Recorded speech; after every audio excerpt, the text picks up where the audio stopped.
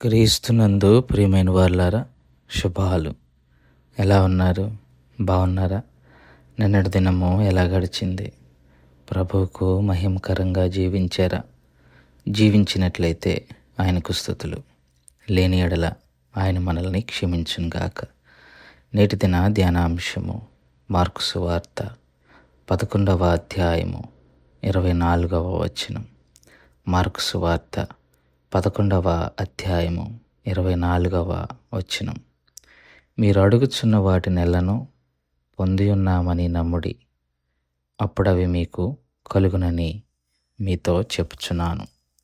దేవుని వాక్యాన్ని మన వినికిడిలో దీవించి ఆశీర్వదించుగాక. మనము ధ్యానం చేసుకుంటూ వస్తున్నాం కదా. యేసు ప్రభువారు అంజూరపు చెట్టును శపించినప్పుడు అది ఎండిపోయటం చూసి పేతురు అడిగితే, ప్రార్థనతో ఇలాంటివి మీకు కూడా సాధ్యమే అని ప్రార్థన గురించి చెప్తూ, ఇక్కడ యేసయ్య అంటున్న మాట, మీరు అడుగుచున్న వాటిని అన్నిటినీ పొందుకుని ఉన్నామని నమ్మమన్నారు. ఇక్కడ రెండు విషయాలు మనం అర్థం చేసుకోవాలి. ఒకటి, అడగటంలా. కొన్నిసార్లు మనం అడగం. మనం మానవ ప్రయత్నాల మీద ఆధారపడుతుంటాం, మానవ ఆలోచనల మీద ఆధారపడుతూ ఉంటాం. అడగం. అడిగితే దేవుడు ఇస్తారు. అడగకపోవటం తప్పు. యాకోబు పత్రిక 4వ అధ్యాయం 2వ వచనంలో, మీరు పొందుకోవటం లేదు ఎందుకంటే మీరు అడగటం లేదన్న మాటను యాకోబు భక్తుడు ప్రస్తావిస్తారు. సో అడగకపోవటం అన్నది పొరపాటు మనదే. అలాగే మత్తయి సువార్త 7వ అధ్యాయము 7 నుంచి 11 వచనాల్లో కూడా యేసయ్యే చెప్తారు, అడుగుడి మీకు ఇవ్వబడును, వెదకుడి మీకు దొరుకును, ఇట్లా తట్టుడి మీకు తీయబడును అనే మాటను మనం చదువుతాం అక్కడ. ఈ లోకపు తండ్రి మీకు ఇస్తే పరలోకపు తండ్రి మీకు ఎంత ఇస్తాడు అన్న మాటలను జ్ఞాపకం చేస్తారు యేసయ్య. కాకపోతే ఇక్కడ వస్తున్న సమస్యల రెండు. ఒకళ్ళేమో అడగరు, ఇంకొకళ్ళేమో అడగకూడను అడుగుతుంటారు. అంటే కొంతమంది ఏమో మరీ ఎక్స్ట్రీమ్గా వెళ్తుంటారు. దేవుని చిత్తంలే, ఇస్తే ఇస్తారు లేకపోతే లేదు అనేది కొంతమంది వాదన. ఏముంది, ఆయన ఇవ్వాలి, ఆయన ఇస్తాడు, సరే ఆయన ఇచ్చేవరకు చూద్దాం, ఇవ్వకపోతే ఓకే. అది కొద్దిగా ఎక్స్ట్రీమ్ భక్తి అనొచ్చు. లేకపోతే ఇక వారి ఉద్దేశాలు ఎలా ఉంటాయో తెలియవు. అయితే వారేంటి, అడగరు. ఇంకొంతమంది ఉంటారు, అడగమన్నారు కాబట్టి అడుగుదాం. ఏం అడుగుదాం? ఇష్టం వచ్చింది అడుగుదాం, ఏది పడితే అది అడుగుదాం, ఎలా పడితే అలా అడుగుదాం అన్నట్టుగా ఇక అసలు అదుపు లేనటువంటి వాటిని కూడా అడుగుతూ ఉంటారు. సో ఈ వాగ్దానాలన్నిటిని మనం జ్ఞాపకం చేసుకుంటే ప్రతి ప్రార్థన కూడా దేవుని చిత్తానికి లింక్ పెట్టగలిగిందై ఉండాలి. అడగాలి, కానీ దేవుని చిత్తం ఏంటో గుర్తెరిగి అడగగలగాలి. అలా అడగలేకపోవటమే మన దగ్గర ఉన్న సమస్య. అడిగితే ఇస్తారన్నారు కాబట్టి అడిగేస్తాం, కానీ దేవుని చిత్తంలో ఉందా లేదా అనేది కూడా చూడాలి. మరి అలాంటప్పుడు అడగమంటం ఎందుకు అని అంటే, ఎలా అడగాలో కూడా చెప్తారు కదా.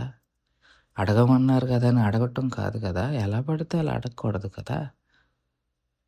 దేవుని చిత్తం ఏంటో గుర్తెరిగి అడగటం, అది దేవుని చిత్తంలో ఉంటే త్వరగా పొందుకోవటం అన్నది మానవ జీవితంలో జరుగుతున్న ఒక గొప్ప విషయం.